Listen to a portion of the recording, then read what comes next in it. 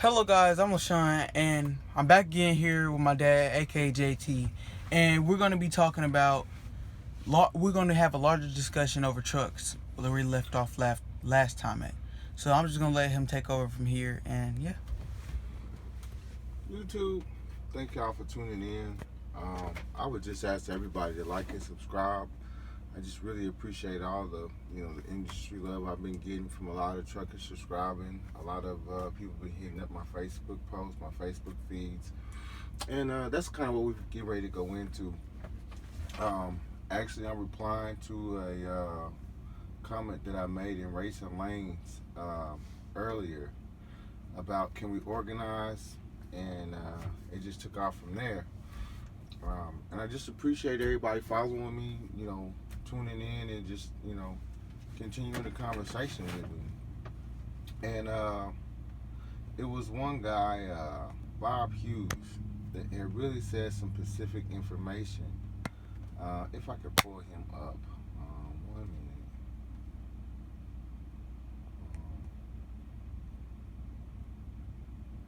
I'm sorry, bear with me. Here we go. And he made a good point. And it's that the government has already regulated our industry to the point of the engines, the regulations with the ELDs or hours of service. So they should definitely put a floor or some type of foundation in there for us to have the basic costs of our operational costs met, at least, where we're not running below operational, because they've imposed so many restrictions on us, fellas, so many restrictions that they are partly responsible for our industry running the way it is. And I feel that we have to hold all of them accountable at this crucial time. And I know, everybody wants to say 80% of the freight and all of this and all of that. But once again, fellas, our industry is so heavily regulated that this is not a free market that we're operating in. We are dealing with more than supply and demand.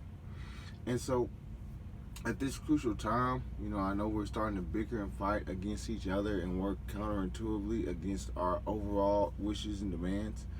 I wish we would just stop and just let's think and continue this discussion on a broader plane to where we all need to make money. We all should be asking to make money because they're passing all of these stimulus bills and we're getting left out. I know that they're saying these small business loans are, going to help, but, let's just face it, that money's going to these big conglomerate companies and the small mom and pop shops. We're just out here in the cold, really. And I know our industry is not the only one affected with this. However, we're one of the only industries so heavily regulated. And, I know from my personal experience, which is really all I can speak from, starting my authority and coming into this was very difficult. It took some friends, a lot of family.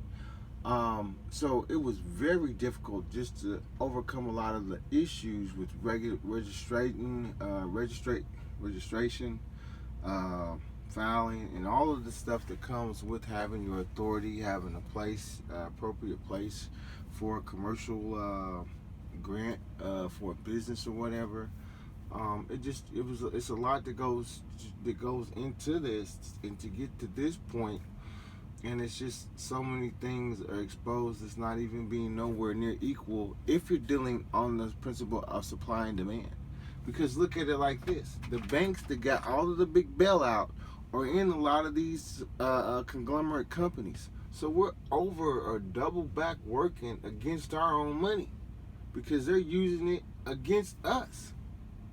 I mean, just look at the overall things that's going on in our society, and you tell me that it's free, not manipulated, and it's just BS, So we definitely need to find a way to come together and agree to disagree, and definitely let's get to the main business of it all and discussing how we can come together and provide a better floor or foundation in our industry for not only ourselves but for our family, the ones that will come after.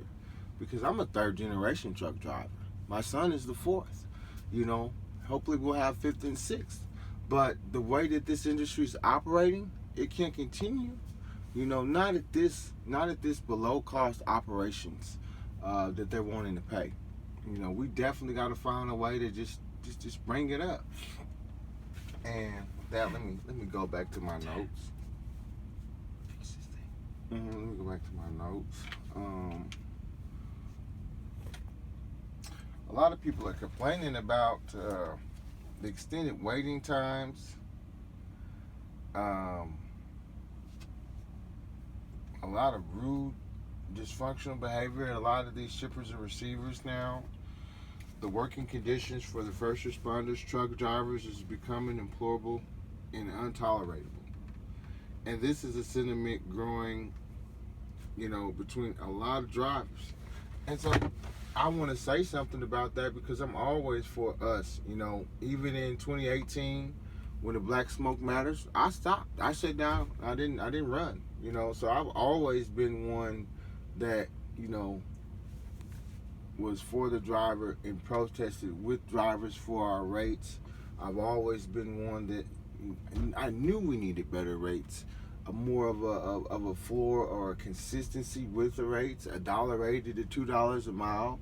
You know, I'm not for no price gouging of no $3.50, $4. I don't think we need that to be profitable and sustainable. And I don't want to put that, you know, where it would be that type of mandate. But I definitely think that should be just a general, unquestionable, we're not going below. Collectively, you know, because we don't really have to bargain with them. We have to bargain with each other because it's us, or it's us and what our business models are making us do that is killing our industry. You know, because like I was trying to explain the other day, and it was a small example that I gave.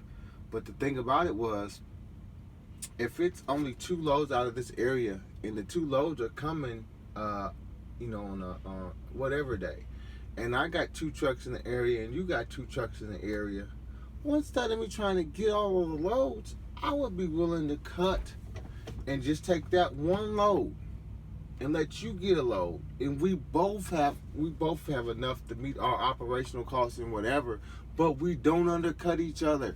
We don't take the money out of the load. We let it stay at $2, $2.50, whatever we got that load set at, it stays. We just work between ourselves to see what the load count is and to see how we can divvy that up between us.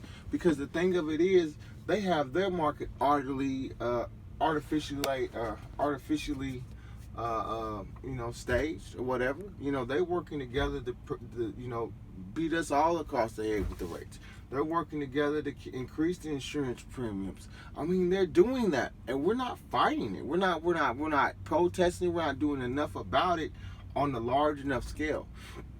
So I definitely feel like, you know, we need to have a larger discussion. We need to be involved with each other. You know, I've put, you know, a lot of stuff out there for support and I'm not just asking for support for me. I'm asking for support for the movement, for a lot of truckers that ain't, you know, that we're trying to do something. You know, I got, you know, several people that's, you know, communicating with me that want to organize. We just, you know, 70 people strong.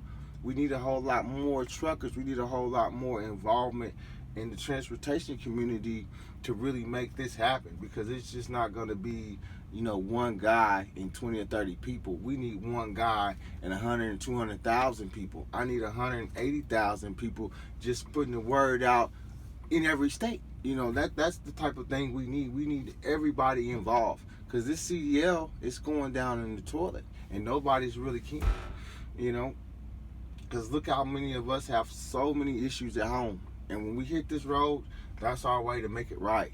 But how are we making it right at home? And if we hit this road, we're not making no money. You know, we're compounding our issues in so many ways. And I just wish that we would just stop.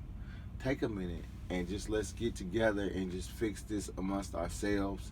I mean, if we have to shut down, let's shut it down, and let's be clear, concise, and to the point with a real clear agenda of what we need. I'm not saying that I know everything, that I know the way that we need to go with it, but I do say that we need to get together. We need to start talking. We need to start working together.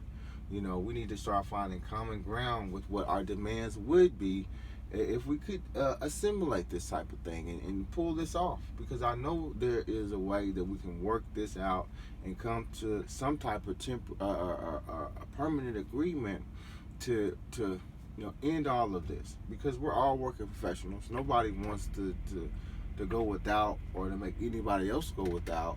However, when my family is being forced to go without because of these rates, well, then we have something to talk about. And I hope every other red-blooded American feels this way too, because this is the issue at hand, and the workers in America, the people that are doing the heavy lifting in America, is being left out. And just look at all of these acts, these stimuluses. For the simple fact, a lot of drivers out here, we have issues with domestic family court, child support, whatever have you. But we'll work a job like this because we're trying to just keep something on the table. We're trying to keep going. The money's funny, child support's building up, so we don't get any of the stimulus packs. We don't get any of that. And I'm not saying that the children don't need the support or any of that. I'm just saying, when the money that we usually bring in is offset, it is so many other bills that keep continually coming that we cannot support. I know myself, speaking for myself, I have an amount of $900 on top of all of my other operational costs that go to my children, one of my children. And so it's just so many things that's compounded, and it's hard to keep something like this up with these rates, and it's no forgiveness in the system. So I know I'm not the only one with all of these issues on the table trying to make ends meet. I know that there are other guys that are shut down, at this time of day, that are hardly making any money. I mean, it's not even 4 o'clock here, and this whole place is just full of sitting trucks. Nobody's moving.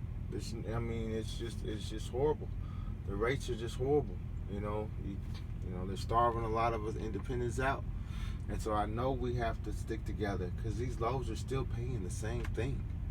The country's opening back up. I mean, we can't accept not making this right at this point and at this time.